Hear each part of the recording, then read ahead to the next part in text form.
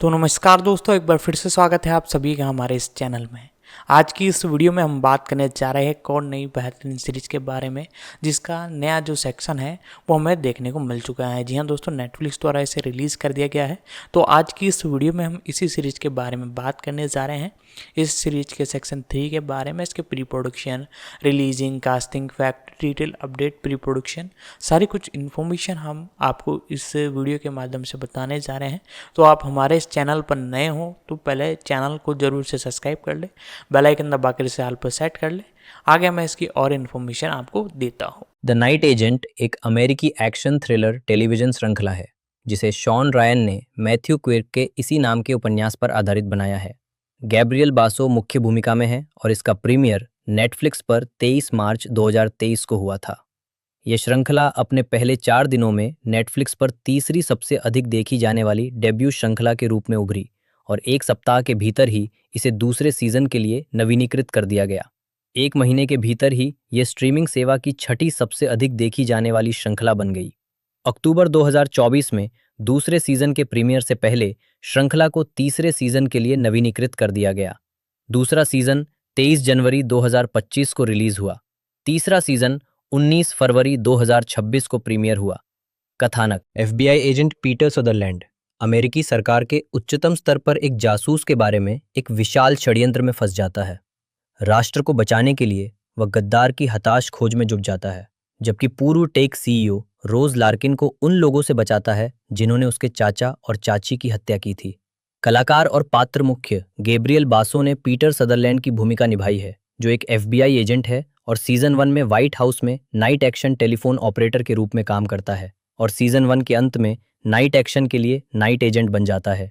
Lucian Buchanan रोज Larkin season 1-2 के रूप में एक युवा साइबर सुरक्षा उद्यमी और 2 नाइट एक्शन एजेंटों की भतीजी। सीजन 2 में हम उसे एडवर्स नामक एक नए टेक स्टार्टअप के लिए काम करते हुए देखते हैं। फोला इवांस अकिंगोला ने चेल्सी एरिंगटन की भूमिका निभाई, जो एक महत्वाकांक्षी अमेरिकी गुप्त सेवा एजेंट है जिसे शुरू में दूसरी बेटी मैडी रेडफील्ड की सुरक्षा में लगाया गया था और बाद में रिचर्ड हेगन के अभियान और राष्ट्रपति पद की सुरक्षा में तैनात किया गया था। सारा डेसिजार्डिन्स ने मैडी रेडफील्ड की भूमिका निभाई, जो उपराष्ट्रपति एशले रेडफील्ड की बेटी थीं। ईव हार्लो ने एलन की भूमिका निभाई है, जो एक अप्रत्याशित हत्यारी है जिसका अतीत दुखद और दर्दनाक है। फीनिक्स राय ने डेल की भूमिका निभाई है, जो एक पेशेवर हत्यारा है और एलन का साथी है। एनरिक मुर्सियानो ने बेन अल्मोरा की भूमिका निभाई, जो अमेरिकी गुप्त सेवा के निदेशक थे। डीबी वुडसाइड ने एरिक मॉन्क्स की भूमिका निभाई है, जो एक अनुभवी अमेरिकी गुप्त सेवा एजेंट है और जिसे हाल ही में मैडी की सुरक्षा में तैनात किया गया है। हांग चाओ ने डायने फार की भूमिका निभाई, जो व्हाइट हाउस की चीफ ऑफ स्टाफ थीं। एरियन मैंडी ने नूर तहेरी की भूमिका निभाई है, जो न्यूयॉर्क में संयुक्त राष्ट्र में ईरानी मिशन की एक कनिष्ठ सहायक हैं और एफबीआई के साथ सहयोग करके शरण मांग रही हैं। लुई हर्थम जैकब मोनोरो के रूप में एक काला बाजार खुफिया दलाल और पूर्व कॉरपोरेट वकील बर्टो कॉलन सोलोमन वेगा के रूप में एक मरीन पूर्व सैनिक जो जैकब के लिए काम करता है। केओन अलेक्जेंडर ने जावद की भूमिका निभाई, जो कुद्स फोर्स का एक प्रति खुफिया अधिकारी और न्यूयॉर्क में ईरानी मिशन का सुरक्षा प्रमुख है। माइकल मलार्की ने मार्कस डार्गन की भूमिका निभाई, जो अपदस्थ आतंकवादी तानाशाह विक्टर बाला का भतीजा था। अमांडा वॉरेन कैथरीन वीवर के रूप में नाइट एक्शन में पीटर की हैंडलर वॉर्ड हॉटन ने रिचर्ड हेगन की भूमिका निभाई। सीजन 2 में अतिथि भूमिका, जो कंसास के गवर्नर और बाद में संयुक्त राज्य अमेरिका के राष्ट्रपति बने। एल्बर्ट जोन्स ने एडन मोस्ले की भूमिका निभाई, जो एफबीआई के उप निदेशक और नाइट एक्शन सुपरवाइजर थे। डेविड लियोन्स ने एडम कोरिगन की भूमिका निभाई, जो राष्ट्रपति हेगन से जुड़े एक नाइट एजेंट है, जो पूर्व अमेरिकी सेना लेफ्टिनेंट और CIA कॉन्ट्रैक्टर है। जेनिफर मॉरिसन जेनी हेगन के रूप में संयुक्त राज्य अमेरिका की प्रथम महिला स्टीफन मॉयर ने द फादर की भूमिका निभाई, जो एक कुशल हत्यारा है।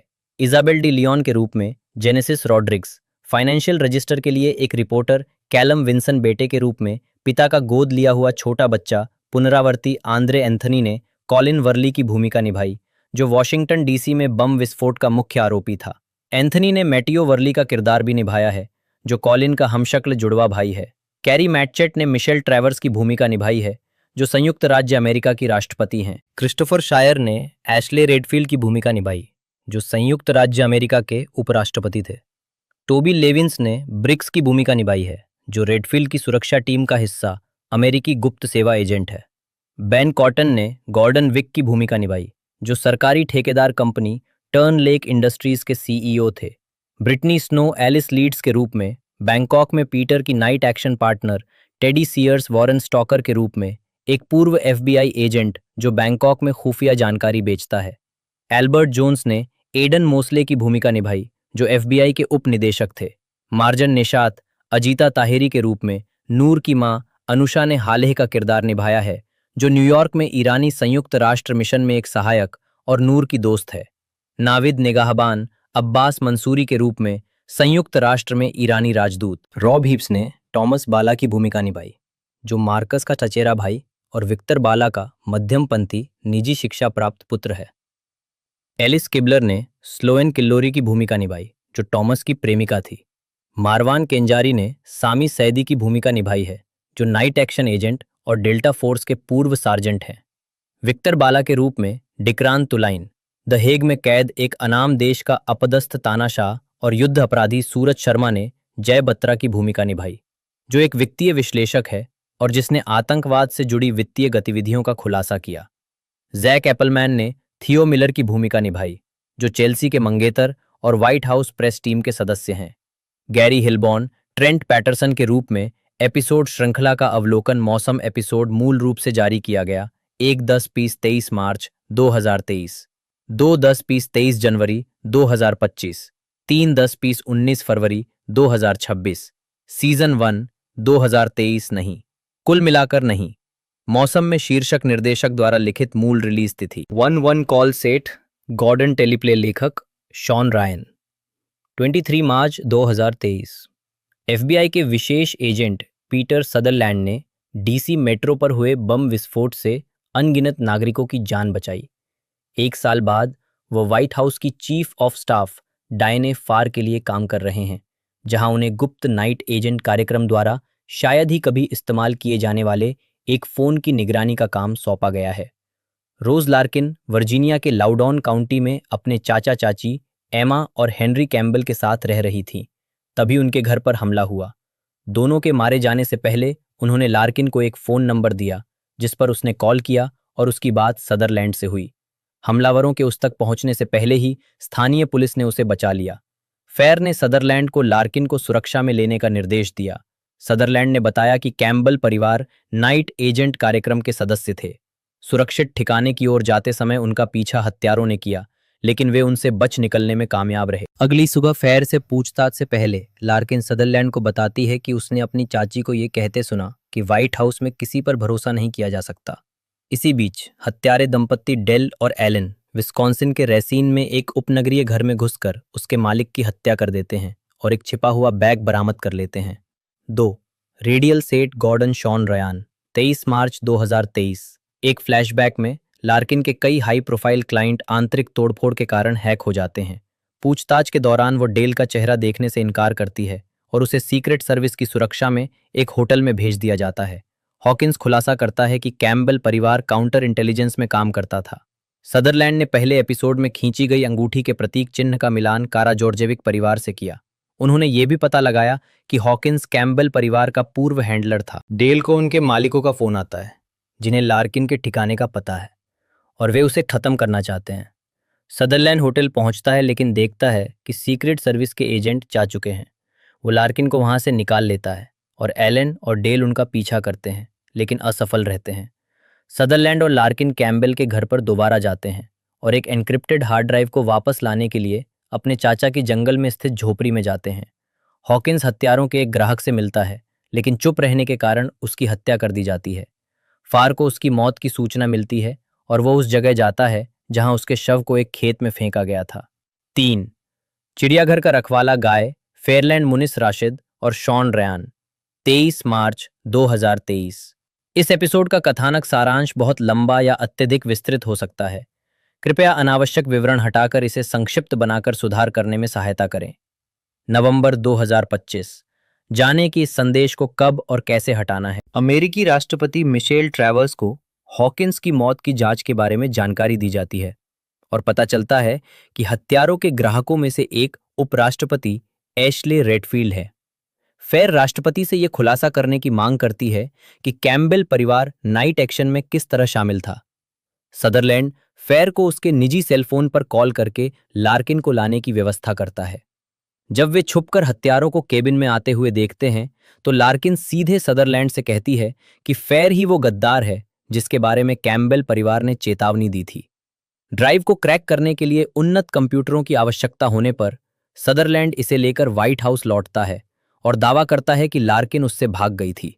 फिर वो चुपके से एक रिमोट कनेक्शन स्थापित करता है जिससे लार्किन डिक्रिप्ट होने के बाद सामग्री डाउनलोड कर सके और मूल फाइल को मिटा सके।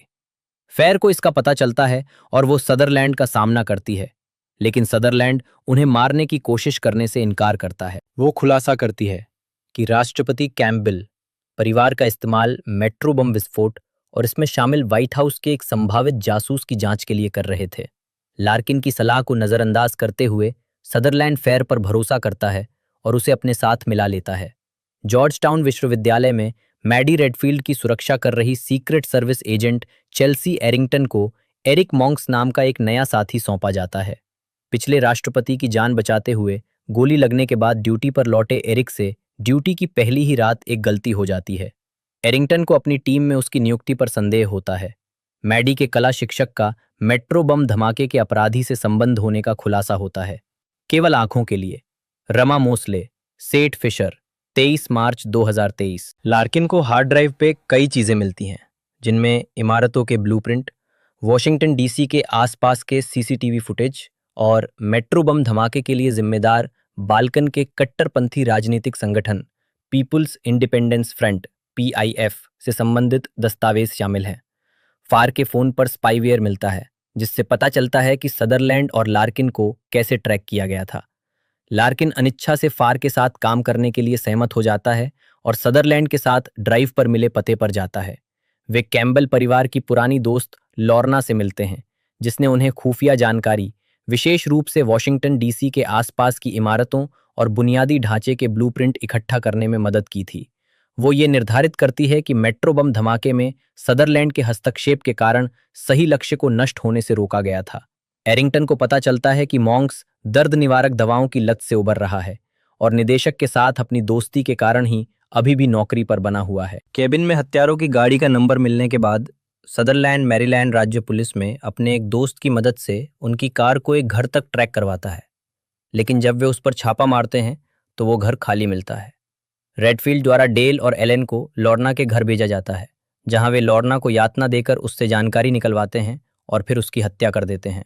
ड्राइववे पर लगे सीसीटीवी फुटेज की समीक्षा करते हुए सदरलैंड कई वीडियो में एरिंगटन को देखती है और यह निष्कर्ष निकालती है कि मेट्रो बम विस्फोट उसकी जांच के दायरे में आई एक हत्या का प्रयास हो सकता है। The Marionette, Guy Fairland Corey Deshawn, 23 मार्च 2023। सदरलैंड एरिंगटन से बम धमाके वाले दिन उसकी सुरक्षा के बारे में पूछताछ करती है, लेकिन उसे निर्देश दिया जाता है कि वो मैडी के अलावा कोई और जानकारी न दे। लार्किन अंगूठी की छवि की आगे जांच करती है और उसके प्रतीक चिन्ह का पता सर्बियाई पावेलिक परिवार से लगाती है, जो कि विलुप्त युगोस्लाव शाही परिवार के रिश्तेदार हैं। विधानसभा सदस्य आंद्रेज पावेलिक हाल ही में मॉन्टेनेग्रो में लापता हो गए हैं और पुलिस द्वारा बनाए गए एक संदिग्ध के रेखाचित्र का मिलान डेल से होता है। सदरलैंड हॉकिंस की विधवा से मिलने जाती है, जो बताती है कि उसके पति को मेट्रो बम धमाके में PIF की कथित संलिप्तता पर हमेशा संदेह था, बल्कि उनका मानना था कि इसके लिए सरकारी ठेकेदार टर्न लेक इंडस्ट्रीज जिम्मेदार थी। लार्किन के पास लौटकर वो बताती है कि पावेलिक बाल्कन में गुप्त अभियानों को अंजाम देने वाले अमेरिकी ठेकेदारों के खिलाफ अभियान चला रहे थे और उन्होंने टर्न लेक का नाम लेकर जिक्र किया था। वो FEC वेबसाइट के माध्यम से ये भी पता लगाती है कि वे उपराष्ट्रपति रेडफील्ड के प्रमुख राजनीतिक दानदाता हैं। राष्ट्रपति ट्रैवर्स सदरलैंड और लार्किन्स को व्हाइट हाउस में रिपोर्ट करने का आदेश देते हैं। मैडी अपने कला शिक्षक के साथ संबंध शुरू करती है और उससे मिलने के लिए सुरक्षा से भाग जाती है। हालांकि एरिंगटन और मॉन्क्स के मैडी तक पहुंचने से पहले ही उसका साथी, जो मेट्रो बम विस्फोट में शामिल था, उसकी हत्या कर देता है और मैडी का अपहरण कर लेता है। अथाहियाँ, रमा मोस्ले, इमोजन ब्राउडर, 23 मार्च 2023। 2 साल पहले हत्यारों ने आंद्रेस पावेलिक की हत्या कर दी थी, लेकिन डेल ने उसकी अंगूठी अपने पास रख ली। सदरलैंड ने लार्किन को खुद गाड़ी से व्हाइट हाउस ले जाने से इनकार कर दिया और उसे अपने स्टेट ट्रूपर दोस्त सिस्को की सुरक्षा में छोड़कर खुद कागजी प्रतियों के साथ अकेले बैठक में शामिल हो गया। उसने रेडफील्ड के टर्न लेक और उसके CEO गॉर्डन विक से संबंध के बारे में फार को बताया, लेकिन जब फार ने यह इशारा किया कि लार्किन एक ट्रूपर के साथ है, ये जानकारी उसने नहीं दी थी, तो उसने फार के भी इसमें शामिल होने का अनुमान लगा लिया। फार ने घबराकर विक को फोन किया और उसे लार्किन को मारने का निर्देश दिया। सदरलैंड ने फार और सिस्को को भागने की चेतावनी दी। फार ने सदरलैंड की गिरफ्तारी का आदेश दिया, लेकिन वो एक गुप्त सुरंग के रास्ते व्हाइट हाउस से बाल बाल बच निकला। सिस्को ने लार्किन को एक पूर्व निर्धारित स्थान पर छोड़ दिया ताकि वो सदरलैंड से मिल सके और बाद में एलेन ने उसे मार डाला। डेल ने लार्किन का पीछा किया, लेकिन एक भीषण लड़ाई के बाद लार्किन और सदरलैंड ने उसे मार डाला। दोनों ने सदरलैंड के गॉडफादर की नाव में शरण ली, जहां लार्किन ने उसके घावों का इलाज किया। एरिंगटन और मॉन्क्स अपहरण की जांच जारी रखते हैं। फैर और रेडफील्ड साजिश में अपनी संलिप्तता को लेकर बहस करते हैं और फैर रेडफील्ड से एक प्रेस कॉन्फ्रेंस करवाती है, जहां वो झूठा दावा करता है कि सदरलैंड मैडी के लापता होने का मुख्य संदिग्ध है। सात ठंडा परोसने पर सबसे अच्छा लगता है एडम आर्किन, टिफनी शॉ हो। 23 मार्च 2023। एक फ्लैशबैक में मैडी की छोटी बहन सारा को परिवार के स्विमिंग पूल में डूबते हुए दिखाया गया है, जिसके लिए उसके पिता की लापरवाही जिम्मेदार थी, लेकिन उन्होंने सारा को ही दोषी ठहराया। एरिंगटन और मॉन्क्स एक पर्यावरणवादी समूह की जांच करते हैं, जिससे मैडी की कला शिक्षिका जुड़ी हुई थी। एक सहकर्मी अपने साथी, जिसने मैडी का अपहरण किया था, की पहचान मैटियो नाम के व्यक्ति के रूप में करता है। मैटियो रेडफील्ड से 2 दिनों के भीतर मेट्रो बम धमाके की साजिश रचने की बात कबूल करने की मांग करता है, अन्यथा मैडी को मार दिया जाएगा। तीनों गद्दार साजिशकर्ता विक, फार और उपाध्यक्ष रेडफील्ड इस बात पर चर्चा करते हैं कि मैडी अपने पिता को सार्वजनिक रूप से बदनाम करने की योजना बना रही थी, जिसके लिए वह हत्यारों द्वारा विस्कॉन्सिन से प्राप्त नैनी कैम फुटेज को लीक करने वाली थी। फुटेज में दिखाया गया है कि जब मैडी सारा की मौत के लिए दोषी ठहराए जाने से इनकार करती है, तो उसके पिता उस पर हमला करते हैं। दुखी एलेन विक का सामना करती है और चाकू उसकी गर्दन पर रखकर वो उसे मैटियो का अंतिम ज्ञात ठिकाना बताता है और सदरलैंड का पता बताने के बदले में उसे मैटियो को मारने के लिए कहता है। फार और विक और स्वतंत्र रूप से सदरलैंड और लार्किन मैटियो की पहचान कॉलिन वर्ली के रूप में करते हैं, जो टर्न लेक का पूर्व कर्मचारी और मेट्रो बम हमलावर था, जिसे कानूनी रूप से मृत माना जाता है। एरिंगटन और मॉन्क्स सदरलैंड के धर्मपिता जिम, जो द बाल्टीमोर सन के एक पत्रकार हैं, का साक्षात्कार लेते हैं और हाउस बोट पर उनकी और उनके धर्मपुत्र की एक तस्वीर देखकर सदरलैंड और लार्किन का पीछा करते हुए उन्हें घाट तक ले जाते हैं और उन्हें गिरफ्तार कर लेते हैं। रिडक्स, एडम आर्किन, राहेल वुल्फ, 23 मार्च 2023। इस एपिसोड का कथानक सारांश बहुत लंबा या अत्यधिक विस्तृत हो सकता है। कृपया अनावश्यक विवरण हटाकर इसे संक्षिप्त बनाकर सुधार करने में सहायता करें। नवंबर 2025। जाने कि इस संदेश को कब और कैसे हटाना है। ये पता चलता है कि मेट्रो बम धमाके के बाद अपने सबूत मिटाने के लिए टर्न लेक ने गलती से कॉलिन वर्ली के जुड़वा भाई मैटियो को मार डाला था और कॉलिन ने भागने से पहले मैटियो की पहचान अपना ली थी। सदरलैंड और लार्किन अपनी खोजों पर एरिंगटन और मॉन्क्स से चर्चा करते हैं, जो दूसरे हमले की संभावना के कारण अनिच्छा से आगे की जांच करने के लिए सहमत होते हैं। एरिंगटन बताती है कि मेट्रो बम धमाके वाले दिन वो पीआईएफ नेता उमर जादर की सुरक्षा कर रही थी, जो ट्रेवर्स प्रशासन के किसी व्यक्ति से मिल रहा था और जिसका कोड नेम ऑस्प्रे था। वे अनुमान लगाते हैं कि असफल बम धमाके का निशाना वही था। सिचुएशन रूम में राष्ट्रपति ट्रेवर्स बाल्कन में लोकतंत्र के लिए जादर को सहयोगी बनाने की इच्छा पर चर्चा करते हैं, जिसका रेडफील्ड विरोध करता है। रेडफील्ड को पता चलता है कि फार और विक अपहरणकर्ता की पहचान जानते हैं और वे उसे आश्वासन देते हैं कि वर्ली पर नजर रखी जा रही है।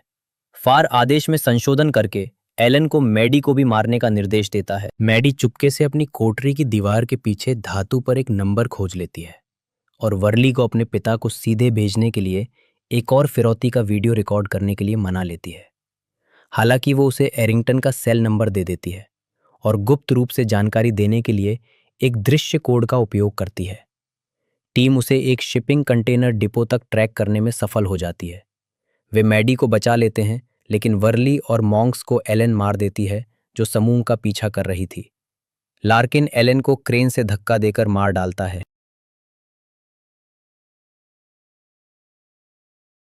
बम धमाके वाली रात रेडफील्ड ने फार को बुलाया और खुलासा किया कि उसने जादर को मारने के लिए विक के साथ मिलकर हमले की योजना बनाई थी, क्योंकि वो उसे आतंकवादी मानता था और विक के चुने जाने पर बाल्कन में उसकी गतिविधियां खतरे में पड़ सकती थीं। ट्रेवर्स के प्रशासन और विरासत को खतरे में देखते हुए अगर कुछ भी पता चलता तो फार अनिच्छा से उनके साथ काम करने के लिए सहमत हो जाता है। बैकअप आने से पहले सदरलैंड और लार्किन डिपो से भाग जाते हैं और अपने गॉडफादर के पास शरण लेते हैं। एरिंगटन मैडी को राष्ट्रपति ट्रेवर्स और सीक्रेट सर्विस निदेशक अल्मोरा के पास ले जाकर उन्हें सच्चाई बताने की योजना बनाता है, लेकिन उन्हें इसके बजाय वन ऑब्जर्वेटरी सर्कल की ओर मोड़ दिया जाता है। विक, रेडफील्ड और फार जादर पर दूसरे हमले की योजना पर चर्चा करते हैं, जो अगले दिन उसके अमेरिका पहुंचने पर किया जाना था, लार्किन एलन के सेल को हैक करता है और नाइट एक्शन कार्यालय के अंदर ली गई फाइलों और दस्तावेजों की तस्वीरें प्राप्त करता है। उन्हें पता चलता है कि फार ने तस्वीरें ली थीं और वे सबूत जिम को भेज देते हैं। लार्किन, एरिंगटन, मैडी और सदरलैंड को लगता है कि ज़ादर कैंप डेविड में राष्ट्रपति से मिल रहा है और विक संभवतः ट्रैवर्स को भी मारना चाहता है ताकि रेडफील्ड को पदोन्नति मिल सके, जो बाद में क्षमादान जारी कर सकता है। जब फार को पता चलता है कि ट्रैवर्स भी खतरे में है, तो वह उनकी मदद करने के लिए सहमत हो जाती है और बताती है कि उसे इस घटनाक्रम की जानकारी नहीं थी, क्योंकि रेडफील्ड और विक ने उससे दूरी बना रखी थी। पिता मिलिसेंट शेल्टन सेठ फिशर, 23 मार्च 2023। इस एपिसोड का कथानक सारांश बहुत लंबा या अत्यधिक विस्तृत हो सकता है। कृपया अनावश्यक विवरण हटाकर इसे संक्षिप्त बनाकर सुधार करने में सहायता करें। नवंबर 2025। जाने कि इस संदेश को कब और कैसे हटाना है। एरिंगटन और मैडी रेडफील्ड के साथ मरीन 2 हेलीकॉप्टर से कैंप डेविड के लिए उड़ान भरते हैं। रेडफील्ड खुद को और मैडी को तहखाने के एक पैनिक रूम में बंद कर लेता है और मैडी से कहता है कि उसे लगता है कि ज़ादर के साथ सहयोग करने के कारण ट्रैवर्स दुश्मन है। मैडी प्रेस को सच बताने की धमकी देती है और रेडफील्ड उसे बाहर जाने देता है। फेयर अपनी स्थिति का फायदा उठाकर सदरलैंड और लार्किन को चुपके से कैंप डेविड में भेज देती है। वो अल्मोरा को ट्रैवर्स पर मंडरा रहे खतरे के बारे में चेतावनी देती है, लेकिन ब्रिक्स, एक बागी सीक्रेट सर्विस एजेंट, अल्मोरा को मार देता है और फेयर को गोली मार देता है। सदरलैंड और एरिंगटन को पता चलता है कि 2 बम लगाए गए हैं। एरिंगटन को एक बम मिलता है और वो लॉरेल हाउस को खाली करा देती है। वो मैडी को भी तहखाने से निकालकर बम फटने से ठीक पहले सुरक्षित स्थान पर पहुंचा देती है। सदरलैंड को पता चलता है कि दूसरा बम मरीन 1 हेलीकॉप्टर में लगाया गया है, जहां राष्ट्रपति को ले जाया जाएगा। अमेरिकी मरीन और सीक्रेट सर्विस द्वारा पीछा किए जाने पर वो हेलीकॉप्टर के फटने से ठीक पहले ट्रैवर्स को उसमें चढ़ने से रोक देता है। लार्किन फेयर को जिंदा रखती है ताकि उस पर मुकदमा चलाया जा सके। रेडफील्ड को गिरफ्तार कर लिया जाता है और मैडी उसके खिलाफ गवाही देने के लिए सहमत हो जाती है। ट्रैवर्स सदरलैंड को उसके पिता के अपराध के पुख्ता सबूत देती है, लेकिन ये भी बताती है कि वो डबल एजेंट बनने की योजना बना रहा था और उसकी हत्या कर दी गई थी। वो सदरलैंड को नाइट एजेंट के रूप में भर्ती करती है। लार्किन के साथ रिश्ते में आने के बाद वो अपने पहले मिशन पर निकल पड़ता है। सीजन 2 2025। नहीं, कुल मिलाकर नहीं। मौसम में शीर्षक निर्देशक द्वारा लिखित मूल रिलीज तिथि 11/1। Call tracking Guy Ferland, Shawn Ryan, 23 जनवरी 2025। कैंप डेविड पर हमले के 10 महीने बाद पीटर और उसकी night action partner Alice Leeds Bangkok में वॉरेन स्टॉकर का पीछा करते समय पकड़े जाते हैं, जब वॉरेन ब्रोकर जैकब मोनोरो को खुफिया जानकारी बेच रहा होता है। एलिस को उनके बचाव स्थल पर मार दिया जाता है। पीटर बच निकलता है और छिप जाता है। अपनी नई हैंडलर कैथरीन वीवर को बताता है कि उसे लगता है कि प्रोग्राम में किसी ने उनकी लोकेशन लीक कर दी है। रोज लार्किन, जो अब एआई मार्केटिंग कंपनी एडवर्स के लिए काम कर रही है, अपने पीटीएसडी से उबरने के लिए थेरेपी ले रही है। उसे एक अज्ञात व्यक्ति का फोन आता है जो उसे बताता है कि पीटर मुसीबत में है। कैथरीन रोज को बताती है कि वो ड्यूटी से गायब है। रोज सीसीटीवी और सोशल मीडिया पर चेहरे की पहचान करने के लिए एडवर्स के सोर्स कोड में बदलाव करती है और न्यूयॉर्क शहर में उसका पता लगाती है। राष्ट्रपति ट्रैवर्स खुलासा करते हैं कि कैथरीन पहले पीटर के पिता के साथ काम करती थी। पीटर अपने अलग हो चुके बेटे एथन का फोन चुराकर जमैका क्वींस में वॉरेन का पता लगाता है। रोज फोन को ट्रैक करती है और वॉरेन का पीछा करते हुए पीटर से मिलती है, लेकिन दोनों का सामना सोलोमन से होता है, जो जैकब के उन बंदूकधारियों में से एक है जिसने बैंकॉक में एलिस की हत्या की थी। असंबद्ध गाय फेयरलैंड टिफनी शॉ हो और कोरी डेशॉन, 23 जनवरी 2025। 9 महीने पहले पीटर की मुलाकात कैथरीन से होती है, जो उसे बताती है कि नाइट एक्शन सीआईए के बैंकॉक स्टेशन से हुई खुफिया जानकारी के रिसाव की जांच कर रही है। रोज और पीटर सोलोमन और उसकी टीम से बच निकलते हैं और सोलोमन बताता है कि वो वॉरेन का पीछा क्यों कर रहा है और उसकी वर्तमान स्थिति क्या है। वॉरेन को तब हिरासत में लिया जाता है जब वो एथन के साथ देश से भागने की कोशिश करता है। वॉरेन पीटर को बताता है कि उसने जो खुफिया जानकारी बेची थी वह फॉक्सक्लो नामक एक प्रायोगिक रासायनिक हथियार कार्यक्रम के बारे में थी, लेकिन इससे पहले कि वह कुछ और बता पाता, जैकब की टीम उसे मार देती है। न्यूयॉर्क स्थित संयुक्त राष्ट्र में ईरानी राजदूत अब्बास मंसूरी की सहायक नूर तहेरी सीआईए को जानकारी देकर अपने और अपने परिवार के लिए राजनीतिक शरण प्राप्त करने का प्रयास करती है। वो अपने हैंडलर को उन अफवाहों के बारे में बताती है कि अब्बास गुप्त रूप से किसी ऐसे व्यक्ति से बात कर रहा है जो अमेरिकी खुफिया जानकारी लीक कर रहा है। कैथरीन और नाइट एक्शन को भी इसकी सूचना दी जाती है क्योंकि CIA और FBI का मानना है कि ये वॉरेन हो सकता है। नूर ईरानी संयुक्त राष्ट्र मिशन के नए सुरक्षा प्रमुख जावद से दोस्ती कर लेती है। सरकारी संपत्ति एडम आर्किन, इमोजन ब्राउडर, 23 जनवरी 2025। पीटर द्वारा वॉरेन के खुलासे के बारे में बताने से इनकार करने के बाद जैकब की टीम पीटर और रोज का अलग अलग पीछा करती है। रोज को कैथरीन बचाती है। तीनों मिलते हैं और कैथरीन अनिच्छा से उन्हें और रोज को सोलोमन का पता लगाने और जैकब की पहचान करने के लिए क्षेत्र में रहने की अनुमति देती है। रोज सोलोमन की पहचान एक पूर्व मरीन के रूप में करती है जिसकी मृत्यु 6 साल पहले हो गई थी, लेकिन उसका बॉस एडवर्ड्स तक उसकी पहुंच रद्द कर देता है। नूर राजदूत अब्बास का एक गुप्त मुलाकात में पीछा करती है और सोलोमन से उनकी मुलाकात और ब्रीफकेस प्राप्त करते हुए उनकी तस्वीरें खींचती है। रोज और पीटर को पता चलता है कि सोलोमन की विकलांग बहन सेलेस्टे एक ट्रस्ट से नियमित भुगतान प्राप्त कर रही है।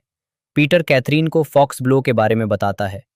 कैद तानाशाह विक्टर बाला के बेटे टॉमस बाला अपने पिता को हेग से रिहा कराने के लिए बातचीत करने के प्रयास में ब्रिटिश विदेश सचिव के एक सहायक से मिलते हैं। टॉमस के चचेरे भाई मार्कस डार्गन एक टीम का नेतृत्व करते हैं जो एक ट्रक चुराती है और फॉक्स ग्लो कार्यक्रम से जुड़ी एक मोबाइल प्रयोगशाला का अपहरण करती है। इस दौरान वह एलेक को यात्रियों को बांधने के बाद उन्हें अकेला ना छोड़ने के लिए डांटता है और उस पर नाम ना बताने का आरोप लगाता है। पीटर नूर से उसके नए हैंडलर के रूप में मिलता है। वो और रोज अब्बास के स्टडी रूम से ब्रीफकेस की सामग्री की प्रतियां प्राप्त करने के लिए ईरानी मिशन में एक पार्टी में घुसपैठ करते हैं। पीटर पर संदेह होने पर जावद उसे हिरासत में ले लेता है। रोज को खुद अब्बास के स्टडी रूम में प्रवेश करना पड़ता है, लेकिन वो सफल हो जाती है और नूर के फोन से ब्रीफकेस में मौजूद दस्तावेजों को स्कैन करती है। 2 गार्डों से लड़ने के बाद पीटर मिशन से भाग निकलता है। कैथरीन सेलेस्टे से मिलने की कोशिश करती है, लेकिन पता चलता है कि वो रातों रात अचानक कहीं और चली गई है। उसे भुगतान करने वाले ट्रस्ट के बारे में भी जानकारी मिलना बंद हो जाता है। वो बैंकॉक, एलिस की मौत और फॉक्स ग्लो के बारे में स्पष्टीकरण के लिए CIA निदेशक बायरन जेडनी से मिलती है। पीटर और कैथरीन एलिस की अस्थियों को न्यूयॉर्क हार्बर में बिखेर देते हैं। टॉमस और मार्कस सोलोमन से मिलते हैं जो उन्हें फॉक्स ग्लो की वो जानकारी देता है जो वॉरेन ने मोनोरो को बेची थी। चचेरे भाइयों के बीच तनाव पैदा हो जाता है। मार्कस द्वारा चुराई गई फॉक्स ग्लो सामग्री से पता चलता है कि इसमें 9 नए रासायनिक हथियार हैं जिन्हें एंटीडोट विकसित करने के उद्देश्य से बनाया गया था। पीटर द्वारा ये समझाने के बावजूद कि सफल बचाव कार्यों के लिए योजना और समय की आवश्यकता होती है, नूर तब तक उन्हें सौंपने से इनकार कर देती है जब तक कि उसकी माँ और भाई को इस्फहान से नहीं निकाल लिया जाता। एक पारिवारिक मामला एना लिली अमीरपुर मुन्निस राशिद 23 जनवरी 2025। कैथरीन पीटर का परिचय नाइट एक्शन एजेंट सामी सैदी से कराती है जिसे नूर के भाई फरहाद के अगले 24 घंटों में सेना में भर्ती होने से पहले उसके परिवार को सुरक्षित निकालने का काम सौंपा गया है। जैकब और सोलोमन पीटर और नाइट एक्शन के बारे में पूछताछ करते हैं। जावद पार्टी की घटनाओं की जांच जारी रखता है और नूर पर शक करने लगता है। एडवर्ड्स में रोज का बॉस उसके सोर्स कोड में किए गए बदलावों का समर्थन करने आता है क्योंकि एक निवेशक नई ट्रैकिंग सुविधा को मंजूरी दे देता है और फंडिंग की पेशकश करता है जिससे रोज को CTO के पद पर पदोन्नत किया जाता है। सैदी ताहिरी परिवार को सुरक्षित निकाल लेता है, लेकिन फरहाद के जाने से इनकार करने पर पड़ोसियों और बाद में पुलिस का ध्यान हवाई पट्टी की ओर जाता है। सैदी 2 पुलिस अधिकारियों को मार देता है, लेकिन फरहाद उनमें से एक की बंदूक छीन लेता है। कहता है कि वो अधिकारियों को बताएगा कि सैदी एक अज्ञात अपहरणकर्ता था, नूर को प्रतिशोध से बचाने के लिए, और सैदी पर गोली चला देता है। सैदी फरहाद को गोली मारकर मार देता है और नूर की मां को सुरक्षित निकाल लेता है। वो पीटर को बताता है जो नूर से झूठ बोलता है और उसे आश्वस्त करता है कि वे दोनों सुरक्षित हैं। 16/6 एक अच्छा एजेंट एना लिली अमीरपुर लुकास जॉनसन 23 जनवरी 2025। 13 साल पहले कैथरीन पे हमला हुआ था और उसका नाइट एक्शन पार्टनर मारा गया था जब वो पीटर के पिता से खुफिया जानकारी प्राप्त कर रहे SVR एजेंटों की निगरानी कर रही थी। पीटर के पिता FBI में एक मुखबिर थे। नूर ने रोज को उन दस्तावेजों वाली यूएसबी ड्राइव दी जो यूरोप में ईरानी असंतुष्टों पर डीजीएससी की फाइलें निकली। पीटर और कैथरीन ने अनुमान लगाया कि फॉक्स ग्लो का इससे संबंध है और सोलोमन और जैकब ईरान के विरोधियों को निशाना बनाने के लिए रसायन प्राप्त कर रहे हैं। नूर अपने परिवार का इंतजार करते हुए अमेरिकियों के साथ रहने से इनकार कर देती है और मिशन हाउस लौट आती है। अब्बास को फरहाद की मौत की सूचना मिलती है और वो नूर को बताता है। कैथरीन MI6 डॉट्स का उपयोग करके दस्तावेजों का पता लगाकर भ्रष्ट फ्रांसीसी एजेंट जैकलिन लॉरेंट तक पहुंचती है और उसे सोलोमन से मिलने का इंतजाम करने के लिए मजबूर करती है। पीटर और कैथरीन उसे हिरासत में लेने में सफल हो जाते हैं, लेकिन इससे पहले कि वो लॉरेंट की हत्या कर दे, ICC डिटेंशन सेंटर में टॉमस को अपने पिता की उस योजना का पता चलता है जिसमें मार्कस को अमेरिका पर हमला करने के लिए भेजा जाना था और वह अनिच्छा से उसमें भाग लेने के लिए सहमत हो जाता है। झुकाव।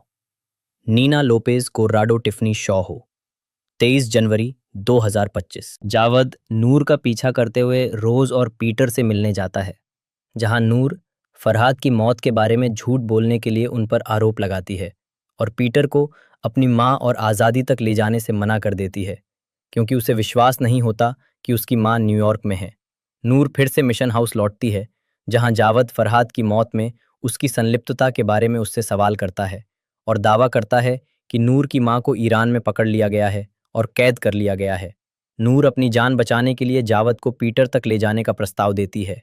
रोज कोलंबिया विश्वविद्यालय के वैज्ञानिक डॉक्टर विल्फ्रेड कोल से मिलती है, जो मूल रूप से फॉक्स ग्लो से जुड़े थे। Thomas Fox glow blister agent KX बनाने में इस्तेमाल होने वाले रासायनिक अवयवों की खेप चुराने के लिए मार्कस के दल में शामिल हो जाता है। हथियार बनाने के लिए विल्फ्रेड की जरूरत होने पर टॉमस और मार्कस उसका अपहरण कर लेते हैं और उसके परिवार को बंधक बना लेते हैं। हाथापाई में विल्फ्रेड बेहोश हो जाता है, इसलिए रोज उन्हें समझाती है कि वो उनकी पोस्ट डॉक्टोरल फेलो है और अगर वे उसे जिंदा रखे तो वो उनकी मदद कर सकती है।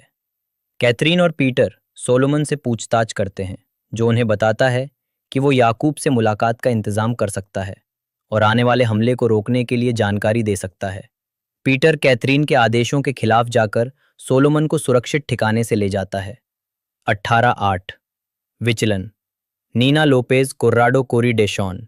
23 जनवरी 2025। टॉमस और मार्कस विल्फ्रेड और रोज को एक मोबाइल लैब में ले जाने के बाद उसके KX का निर्माण न करने पर उसके परिवार को जान से मारने की धमकी देते हैं। सोलोमन पीटर को जैकब के पास ले जाता है, जो कहता है कि अगर पीटर संयुक्त राष्ट्र महासचिव के कार्यालय से एक केस फाइल चुरा लेता है तो वो लैब और रोज के ठिकाने का खुलासा कर देगा। पीटर नूर से मिलता है और उससे संयुक्त राष्ट्र मुख्यालय में प्रवेश करने में मदद मांगता है और अंततः नूर को विश्वास हो जाता है कि उसकी मां अमेरिका में है। वे जावद और उसके आदमियों से लड़ते हुए भाग निकलते हैं। नूर मिशन पर संयुक्त राष्ट्र का अतिथि पास प्रिंट करती है, लेकिन अब्बास से उसका सामना होता है। वो उसे जाने और DGSE फाइलों के बारे में फ्रांसीसियों को सूचित करने की अनुमति देता है, क्योंकि उसकी अलग रह रही बेटी यूरोपीय संघ आधारित असंतुष्टों की सूची में है। टॉमस को पता चलता है कि रोज FBI के लिए काम कर रही है, लेकिन जब वो उससे पूछताछ करता है तो वो नियोजित हमले को लेकर उसकी बेचैनी को भांप लेती है और उसे इसे रोकने में मदद करने के लिए मनाने की कोशिश करती है। विल्फ्रेड द्वारा KX के विनाशकारी प्रभावों के बारे में बताने के बाद टॉमस मिशन को रद्द करने की कोशिश करता है, लेकिन मार्कस हथियार के एक नमूने से उसे मार देता है। 19/9 सांस्कृतिक विनियमन। मिलिसेंट शेल्टन, अनायत फाखराई और इमोजेन ब्राउनर। 23 जनवरी 2025। इस एपिसोड का कथानक सारांश बहुत लंबा या अत्यधिक विस्तृत हो सकता है। कृपया अनावश्यक विवरण हटाकर इसे संक्षिप्त बनाकर सुधार करने में सहायता करें। नवंबर 2025। जाने कि इस संदेश को कब और कैसे हटाना है। पीटर संयुक्त राष्ट्र मुख्यालय पहुंचता है और महासचिव की फाइल प्राप्त करता है। नूर DGSC की फाइलें फ्रांसीसियों को सौंप देती है और उन्हें ईरान की भगोड़ों को पकड़ने की योजनाओं के बारे में चेतावनी देती है। वो एक बार फिर जावद से बच निकलती है और सैदी उसे उसकी मां के पास पहुंचा देता है। कैथरीन सोलोमन को बंदूक की नोक पर पकड़कर मार देती है। जावद द्वारा अब्बास को धमकी देने के बाद राजदूत उसे गिरफ्तार करवा देता है और CCTV फुटेज का इस्तेमाल करते हुए दिखाता है कि जावद नूर के साथ साजिश रच रहा था। पीटर फाइल जैकब को देता है, जो खुलासा करता है कि विक्टर बाला ने अपने ही लोगों पर KX का इस्तेमाल किया था इससे पहले कि उसे पद से हटा दिया गया था। लेकिन संयुक्त राष्ट्र और आईसीसी ने इस बात को छुपा दिया कि अमेरिका ने उसे इसकी आपूर्ति की थी। जैकब पीटर को इस शर्त पर प्रयोगशाला का पता बताता है कि अब वो उसके लिए काम करेगा। रोज और विल्फ्रेड को मार्कस ताना मारता है और वे दोनों की निगरानी कर रहे 5 गार्डों को बेहोश करने के लिए एक नॉकआउट गैस बनाते हैं। हालांकि केवल 3 गार्ड ही तुरंत प्रभावित होते हैं और पीटर मोबाइल लैब पहुंचकर लड़ाई में अंतिम 2 गार्डों को हरा देता है, लेकिन विल्फ्रेड बेहोश हो जाता है। रोज और पीटर द्वारा एक दूसरे और विल्फ्रेड के परिवार को बचाने के बाद कैथरीन, पुलिस और एफबीआई मौके पर पहुंचती हैं। मार्कस अपने 4 आदमियों के साथ खाली किए गए संयुक्त राष्ट्र मुख्यालय पहुंचता है और उनसे केएक्स कनस्तरों को सिस्टम में लोड करवाता है। खरीदार का पछतावा। मिलिसेंट शेल्टन मुनिस राशिद, 23 जनवरी 2025। इस एपिसोड का कथानक सारांश बहुत लंबा या अत्यधिक विस्तृत हो सकता है। कृपया अनावश्यक विवरण हटाकर इसे संक्षिप्त बनाकर सुधार करने में सहायता करें। नवंबर 2025।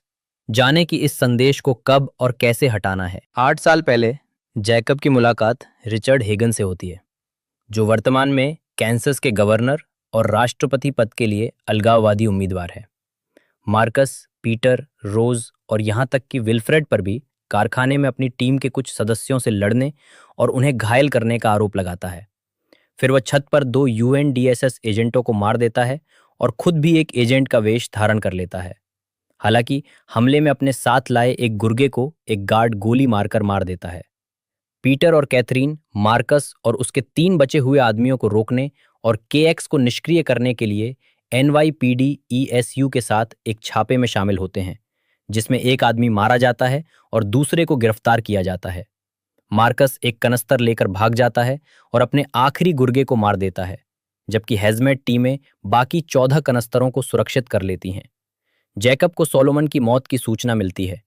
मार्कस उस होटल में जाता है जहां टॉमास की प्रेमिका स्लोएन किलरॉय ठहरी हुई है और उसे बंदूक की नोक पर बंधक बना लेता है। पीटर और रोज स्लोएन को बचाते हैं और मार्कस को गोली मारकर मार देते हैं।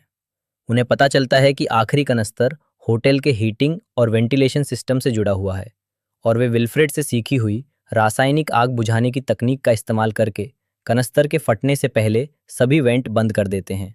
विक्टर जॉर्ज को फोन करता है और पूछता है कि क्या उसे किसी की आत्मा के लिए प्रार्थना करनी चाहिए। पीटर और रोज इस बात पर सहमत होते हैं कि रोज को होने वाले खतरे के कारण वे साथ नहीं रह सकते। जैकब की मदद करने के आरोप में पीटर को गिरफ्तार कर लिया जाता है। नूर और उसकी मां इलिनॉइस में बस जाती हैं। जैकब एक चुनावी रैली में रिचर्ड को संयुक्त राष्ट्र की फाइल देता है, जहां secret service agent Chelsea Arrington सुरक्षा की जिम्मेदारी संभाल रही होती है। रिचर्ड फाइल लीक कर देता है, जिसमें सबूत हैं कि राष्ट्रपति पद के लिए उसके प्रतिद्वंद्वी पैट्रिक नॉक्स ने सीआईए निदेशक के रूप में अपने पद का दुरुपयोग विक्टर बाला को केएक्स की आपूर्ति करने के लिए किया था। पैट्रिक चुनाव से हट जाता है, जिससे रिचर्ड की राष्ट्रपति पद की जीत लगभग तय हो जाती है और ये सुनिश्चित हो जाता है कि गुप्त जानकारी का दलाल जैकब अनकही जानकारी तक पहुंच प्राप्त कर लेगा। कैथरीन पीटर को रिहा कर देती है और उसे निर्देश देती है कि वो जैकब के खिलाफ डबल एजेंट के रूप में काम करे और उसके फोन का इंतजार करे। सीजन 3 नहीं, कुल मिलाकर नहीं। मौसम में शीर्षक निर्देशक द्वारा लिखित मूल रिलीज तिथि 21/1। फोन का इंतजार गाय फेयरलैंड मुनिस राशिद 19 फरवरी 2026। 1 साल बाद भी मोनोरो ने पीटर से संपर्क नहीं किया है। फ्लाइट पीमा 12 वेनेजुएला के ऊपर मार गिराई जाती है, जिसमें सवार 157 अमेरिकी मारे जाते हैं। अब राष्ट्रपति बन चुके हैगन, राउल जपाटा और उसके आतंकी संगठन ला फुएर्जा डे ला सोबेरानिया एलएफएस को दोषी ठहराते हैं और बदला लेने का वादा करते हैं। पेंटागन के कर्मचारियों को कोलंबिया क्लास पनडुब्बी के नक्शे बेचते हुए पकड़ने के बाद पीटर इस्तांबुल में फिनसेन के विश्लेषक जे बेट्रा का पीछा करता है, जिस पर खुफिया जानकारी चुराने और अपने सुपरवाइजर बेन वालेस की हत्या का आरोप है। पीटर को पता चलता है कि बेट्रा ने ये खुफिया जानकारी फाइनेंशियल रजिस्टर की पत्रकार इसाबेल डी लियोन को दी थी। बेट्रा का दावा है कि वालेस ने अमेरिकी कंपनियों से एलएफएस क्रिप्टो वॉलेट में किए गए संदिग्ध गतिविधि रिपोर्ट एसएआर को छिपाने की कोशिश की थी और जब उसने बेट्रा को धमकाया और बंदूक निकाली तो हाथापाई में गलती से मारा गया। पीटर को लगता है कि इससे संकेत मिलता है कि हालिया पीमा 12 हमले के लिए अमेरिका के किसी व्यक्ति ने फंडिंग की। सशस्त्र हमलावर शहर में दोनों का पीछा करते हैं, जिन्हें पीटर मार गिराता है। एफबीआई द्वारा पूछताछ के लिए बत्रा को तुर्की से निकालने के दौरान पीटर को मोनोरो का फोन आता है, जो कहता है कि वो बत्रा को चाहता है। एक मुश्त सौदा। गाय फेयरलैंड अनायत फकराई 19 फरवरी 2026। अमेरिका लौटने पर पीटर मोज़ले और कैथरीन को बताता है कि उसका मानना है कि मोनरो ने कंपनियों के जरिए पीमा 12 पर एलएफएस हमले के लिए धन दिया था। वे पीटर को बत्रा के बदले मोनरो से 5 भ्रष्ट एजेंटों के नाम मांगने के लिए कहते हैं, ये मानते हुए कि वे दोनों मुखबिरों की पहचान हासिल कर लेंगे और सौंपे जाने के दौरान मोनरो को गिरफ्तार कर लेंगे। बत्रा पीटर के साथ जाने के लिए सहमत हो जाता है। हालांकि मोनरो को इस धोखे का आभास हो जाता है और वो कैथरीन और एक जेटीटीएफ टीम को विस्फोटकों से भरी एक नकली कार के पास ले जाता है, जिसमें कैथरीन की मौत हो जाती है। वो बत्रा को अपने पास रखता है और पीटर को बिना नाम बताए रिहा कर देता है और आगे से बिना किसी रोक टोक के आज्ञा पालन की मांग करता है। इजाबेल ये जानकारी अपने संपादक माइक फोंसेका को दिखाती है और पीटर की पहचान एफबीआई अधिकारी के रूप में करती है और बत्रा को छुड़ाने में उसकी संलिप्तता बताती है। वे एसएआर दाखिल करने वाले पूर्व बैंकिंग अनुपालन अधिकारी वर्नॉन टाइवेक का पता लगाते हैं। वह उन्हें पूर्व सैनिकों के लिए काम करने वाले गैर लाभकारी संगठन हीरोज इन हीलिंग की ओर इशारा करता है, जो एकमात्र संदिग्ध कंपनी थी जो कोई सामान्य शेल कॉरपोरेशन नहीं थी।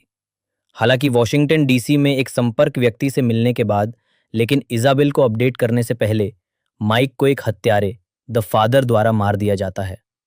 Dark matters.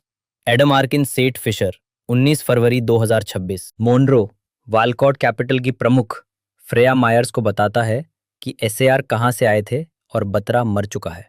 वो कहता है कि अगर वो उसे अपने किसी ग्राहक से मिलवा दे तो वो उसके खाते फिर से खोल देगा। पीटर को शक है कि मोनरो को कैंसर है। वो और मोस्ले राष्ट्रपति हेगन को बत्रा की खुफिया जानकारी और पीमा 12 हमले के पीछे मोनरो के होने की बात बताते हैं। हेगन उन्हें योजना के अनुसार आगे बढ़ने और उन्हें अपडेट देने के लिए कहते हैं। पीटर निजी तौर पर मोस्ले से पूछता है कि अगर वे मोनरो और राष्ट्रपति के बीच संदिग्ध संबंध साबित कर देते हैं तो उन्हें किसे रिपोर्ट करना होगा। हेगन अपनी पत्नी प्रथम महिला जेनी हेगन को बताते हैं कि मोनरो ने ही फॉक्सग्लो की खुफिया जानकारी दी थी, जिसके कारण वे चुने गए थे। एरिंगटन, जो अब राष्ट्रपति की सुरक्षा में है, निवास में घुसे एक घुसपैठिए को गोली मार देता है, जिसके बारे में जेनी कहती है कि उसके पास बंदूक है, लेकिन पता चलता है कि वो निहत्था है। इजाबेल को वर्नोन अपने घर में मृत मिलता है और पीटर उसे द फादर द्वारा मारे जाने से बचाता है। दोनों बत्रा को खोजने के लिए साथ काम करने पर सहमत होते हैं। माइक के नोट्स की समीक्षा करते हुए वे हीरोज इन हीलिंग को सीनेटर जॉर्ज लैंसिंग को वित्त पोषण देने से जोड़ते हैं। पीटर अपने नए night action partner Adam Corrigan से मिलता है। ओरायन एडम आर्किन एलिन मायर्स 19 फरवरी 2026। पीटर को एडम पर शक है, जिसे सीधे हेगन ने नियुक्त किया था। एरिंगटन सवाल करता है कि जब जेनी का सामना पहली बार घुसपैठिए व्हाइट हाउस के बटलर ब्रायन मॉट से हुआ तो उसने अपना पैनिक बटन क्यों नहीं दबाया। उसे ये भी याद है कि घटना के बाद फर्स्ट लेडी ने उसका फोन ले लिया था। पीटर इजाबेल के साथ तब जाता है जब उसे एक खास शिकार लॉज में सीनेटर लैंसिंग का इंटरव्यू लेने के लिए बुलाया जाता है। लैंसिंग तब घबरा जाता है जब वो एलएफएस को फंड देने वाले अपने मुख्य दानदाता का जिक्र करती है और उसे पूछताछ बंद करने के बदले में वैकल्पिक जानकारी देने का प्रस्ताव देता है। जब वो मना कर देती है और दानदाता की पहचान बताने की अपनी मंशा की पुष्टि करती है तो लैंसिंग उनके काले धन को लेने की बात स्वीकार करता है, लेकिन कसम खाता है कि उसे बाद में ही पता चला कि उन्होंने पीमा 12 हमले को फंड किया था। अंजाम भुगतने के डर से वो इजाबेल को गोली मारने की कोशिश करता है, लेकिन पीटर बीच में आ जाता है। हालांकि द फादर फिर लैंसिंग को मार देता है और घायल पीटर और इजाबेल का जंगल में पीछा करता है। एडम उन्हें बचाता है, जो हत्यारे को घायल कर देता है। द फादर का छोटा बेटा, जिसे वह व्यापार यात्राओं पर ले जाता है, अनजाने में अपने काम की असली प्रकृति को देखकर हैरान रह जाता है। The Isolation Play, Paris Barclay Corey Deshawn 19 फरवरी 2026। 8 महीने पहले हेगन ने एडम को नाइट एक्शन में भर्ती किया, जो एक CIA ठेकेदार और उसका पूर्व सेना अधिकारी था। एडम और पीटर ने डेविड हडसन के फ़ोन और कंप्यूटर को क्लोन किया, जो हीरोज इन हीलिंग के सह संस्थापक थे और जिनसे लैंसिंग उनकी मृत्यु से पहले मिले थे। इन क्लोन से एलएफएस से संबंध तो पता चलता है, लेकिन मोनोरो से नहीं। बत्रा कैद में जीवित है और मोनोरो को दिखाता है कि एलएफएस के क्रिप्टो वॉलेट में नए डिपॉजिट किए गए हैं, जिससे संकेत मिलता है कि एक और हमला होने वाला है। फादर को इजाबेल का फेंका हुआ फोन मिलता है और वो अपने गोली के घाव का इलाज करता है। हेगन जेनी को बताता है कि मोनोरो संभवतः एलएफएस से जुड़ा हुआ है, इसलिए उन्हें उससे दानदाता के रूप में संबंध तोड़ लेना चाहिए। एरिंगटन को जेनी पर शक होने लगता है और उसे पता चलता है कि वो मोट से मिली थी और उसने कोर पॉइंट, जो एक शेल कंपनी है, से भुगतान प्राप्त किया था। वो जेनी की डेस्क से उसका फ़ोन लेती है और अपनी चिंताओं के साथ पीटर को फ़ोन करती है। पीटर इजाबेल को अपडेट देता है, जो कहती है कि वो एक ऐसे स्रोत से मिलेगी जो जटिल शेल कंपनी संरचना पर कुछ प्रकाश डाल सकता है। वो उसका पीछा करते हुए मीटिंग तक जाता है और मोनोरो से उसका अभिवादन देखकर हैरान रह जाता है। चप्पी 6 धुंधला पानी। पेरिस बार्कले इमोजेन ब्राउडर 19 फरवरी 2026। एडम और पीटर मोनोरो और इसाबेल का पीछा करते हुए एक बड़े बंगले तक पहुंचते हैं और चेहरे की पहचान के जरिए उसकी पहचान करते हैं। उनकी बातचीत को टैपिंग और एडम के लैंगली स्थित संपर्क से मिली मदद के आधार पर वे पता लगाते हैं कि वह इसाबेल का अलग रह रहा पिता है, जो 90 के दशक में मैक्सिको सिटी में CIA का एजेंट भी था। इसाबेल उस पर बत्रा के अपहरण, पीमा 12 हमले के लिए वित्त पोषण और माइक और लैंसिंग की हत्या की साजिश रचने का आरोप लगाती है, जिसे वह नकार देता है। इसाबेल को घर में बत्रा को बंधक बनाए जाने का पता चलता है और वह पीटर को उसे छुड़ाने के लिए बुलाती है। बत्रा पीटर को आगामी LFS हमले के बारे में बताता है। पिता का बेटा उससे भिड़ जाता है, लेकिन हत्यारा उसे यकीन दिलाता है कि वह अच्छे लोगों के लिए काम करने वाला एक जासूस है। एडम मोनोरो का पीछा करते हुए वॉलकॉट कैपिटल तक जाता है, जहां वह फ्रेया को धमकी देता है कि वह अपने क्लाइंट को इसाबेल का पीछा करना बंद करने के लिए कहे। फ्रेया मना कर देती है और इसके बजाय पिता को बत्रा, इसाबेल, पीटर, एडम और मोनोरो को खत्म करने का आदेश देती है। जेनी को पता चलता है कि एरिंगटन ने उसके डेस्क से मॉट का फोन ले लिया है। जब पिता हमला करता है तो पीटर, बत्रा और इसाबेल घर से भाग निकलते हैं। पीटर इसाबेल को बताता है कि वो जानता है कि मोनोरो उसका पिता है। एक समय की बात है। हिरोमी कामता, एंड्रे स्मिथ, 19 फरवरी 2026। 1995 में कॉर्पोरेट वकील मोनोरो को ब्लैकमेल करके उसके नियोक्ता जपाटा की जासूसी करने के लिए मजबूर किया जाता है, जिस पर CIA को हथियार तस्कर होने का संदेह है। वह जपाटा की कर्मचारी सोफिया डी लियोन के साथ गुप्त रूप से संबंध भी बनाता है और दोनों पक्षों के साथ खेलने और सूचनाओं का आदान प्रदान करने का महत्व समझता है। मोनोरो को यह विश्वास दिलाया जाता है कि जपाटा ने सोफिया को जासूस होने के संदेह में मार डाला था और CIA ने उसकी मदद करने से इनकार कर दिया था। हालांकि 2011 में वह अपने कौशल और खुफिया जानकारी का उपयोग करके अपने पूर्व हैंडलर को ब्लैकमेल करता है, जो पुष्टि करता है कि जपाटा के अपराधों में फंसाए जाने के बाद जेल में मरने से पहले सोफिया ने इसाबेल को जन्म दिया था। मोनोरो की पहचान होने पर सरकार उसके व्यवसायों और ट्रस्टों की जांच शुरू कर देती है। फादर मोनोरो का पीछा करता है, जो खुद को एक सुरक्षित कमरे में बंद कर लेता है।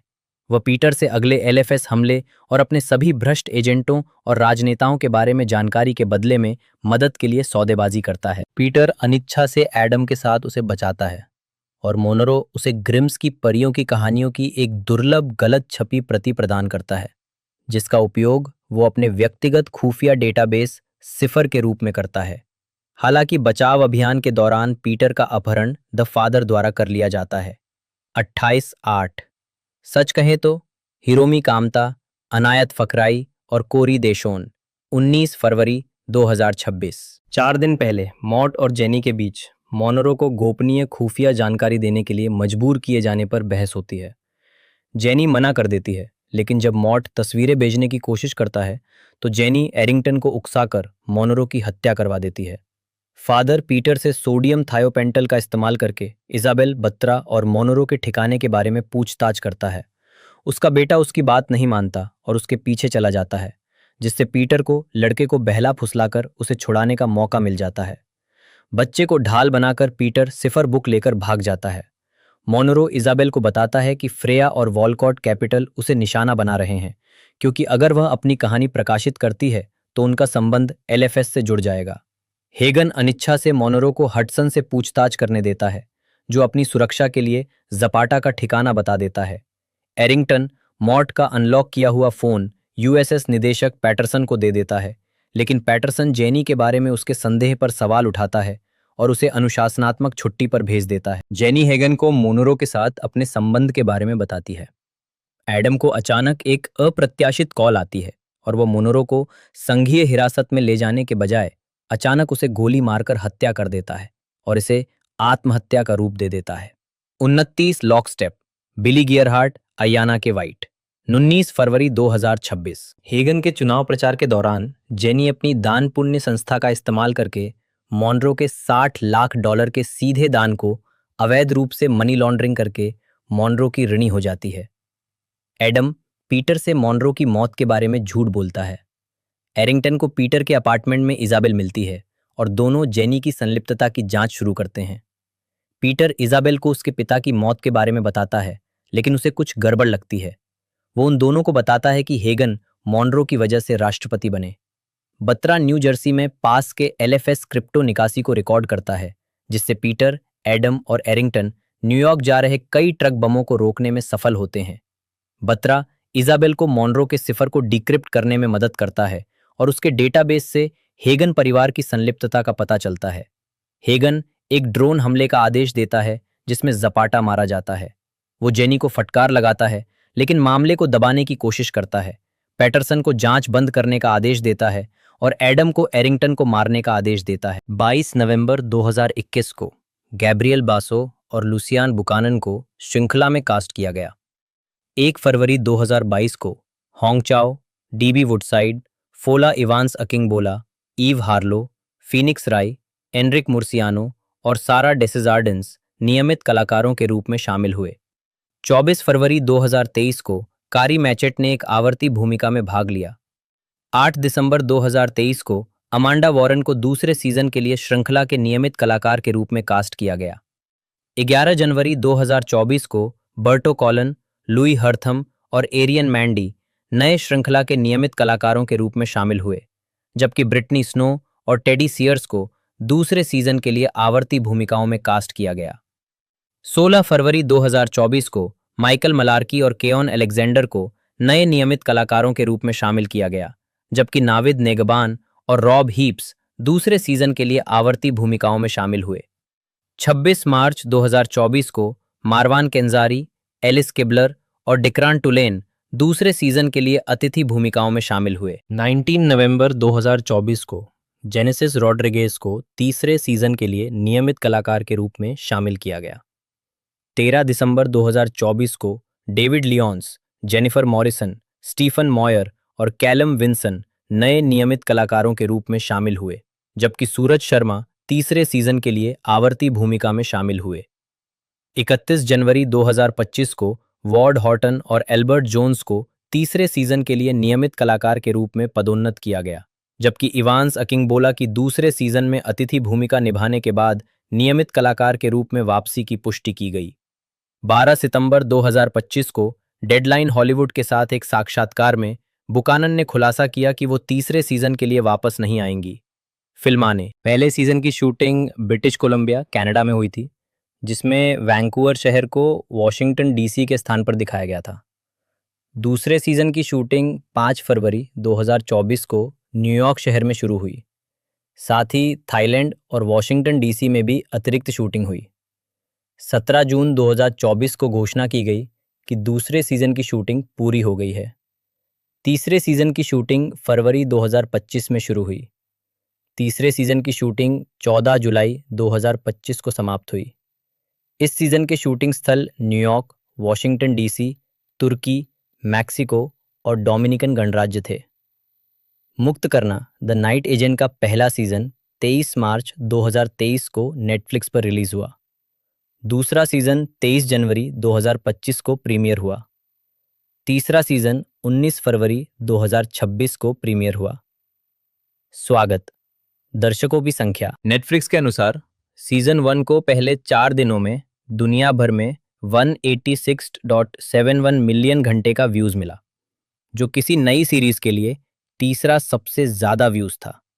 दूसरे सप्ताह में इसने 216.4 मिलियन घंटे का व्यूज हासिल किया। तीसरे सप्ताह में इसने 130.4 मिलियन घंटे का व्यूज प्राप्त किया और कुल 515.57 मिलियन घंटे के व्यूज के साथ स्ट्रीमिंग प्लेटफॉर्म की 9वीं सबसे ज्यादा देखी जाने वाली सीरीज बन गई। 25 दिनों में इसने कुल 605.4 मिलियन घंटे का व्यूज हासिल किया और स्ट्रीमिंग प्लेटफॉर्म की छठी सबसे ज्यादा देखी जाने वाली सीरीज बन गई। पहले सीजन के लिए समीक्षा संकलन वेबसाइट रॉटन टोमेटोज ने 32 समीक्षक समीक्षाओं के आधार पर 75% अनुमोदन रेटिंग दी। वेबसाइट के समीक्षकों की आम राय ये है, बीच पर पढ़ने के लिए एक बार में पढ़ने लायक और उतनी ही आसानी से भुला देने वाली द नाइट एजेंट एक साधारण जासूसी थ्रिलर है जिसे सराहनीय साहस के साथ बताया गया है। मेटाक्रिटिक, जो भारित औसत का उपयोग करता है, ने 13 समीक्षकों के आधार पर 100 में से 68 अंक दिए, जो आमतौर पर अनुकूल समीक्षाओं को दर्शाता है। द गार्जियन की लूसी मंगन ने शो को 5 में से 4 स्टार देते हुए लिखा, ये बेहद मनोरंजक और शानदार है, जिसमें हर मोड़ को बखूबी संभाला गया है। इसमें बेहतरीन अभिनय देखने को मिलता है, खासकर बासों का, जो एक साधारण भूमिका को भी बखूबी निभा रहे हैं। न्यूयॉर्क टाइम्स में द नाइट एजेंट और रैबिट होल की तुलना करते हुए माइक हेल लिखते हैं, ये दोनों नए शो बेहद मजेदार और अविश्वसनीय हैं। नाइट एजेंट कुछ हद तक यथार्थवादी है, लेकिन ये दर्शकों को इतने दिलचस्प तरीके से बांधे रखता है कि इस शैली के कट्टर प्रशंसक इसके 10 एपिसोड देख लेते हैं। तो बात कर ले इसके सेक्शनों की, तो 3 सेक्शन अब हमें देखने को मिल चुके हैं। अभी 19 फरवरी को इसका नया सेक्शन हमें देखने को मिला था और उसके अंदर भी तकरीबन 10 एपिसोड है और टोटल मिलाकर अब तक सेक्शनों को मिलाकर अब तक हमें 30 एपिसोड देखने को मिल चुके हैं, जो कि बहुत ही बेहतरीन और अच्छी खासी लेंथ के साथ हैं। बाकी मैंने इसकी सारी कुछ इन्फॉर्मेशन है आपको बता दी है। यदि आपको हमारी ये वीडियो अच्छी लगी हो तो वीडियो को जरूर से लाइक कीजिएगा, ज़्यादा से ज़्यादा हो सके तो वीडियो को शेयर कीजिएगा ताकि हमें मोटिवेशन मिलता रहे। तो आगे मैं इसकी एक तरह से जो अपकमिंग जो नया सेक्शन है, सेक्शन 4 आने वाला है, उसकी भी जो अपडेट आती है वो भी हमारे चैनल के माध्यम से बताता रहूँगा। तो आप हमारे इस एक तरह से चैनल को सब्सक्राइब जरूर कर लें ताकि अपडेट आप तक पहुँचते रहे। बाकी आज की इस वीडियो में इतना ही, मिलते हैं अगले वीडियो में।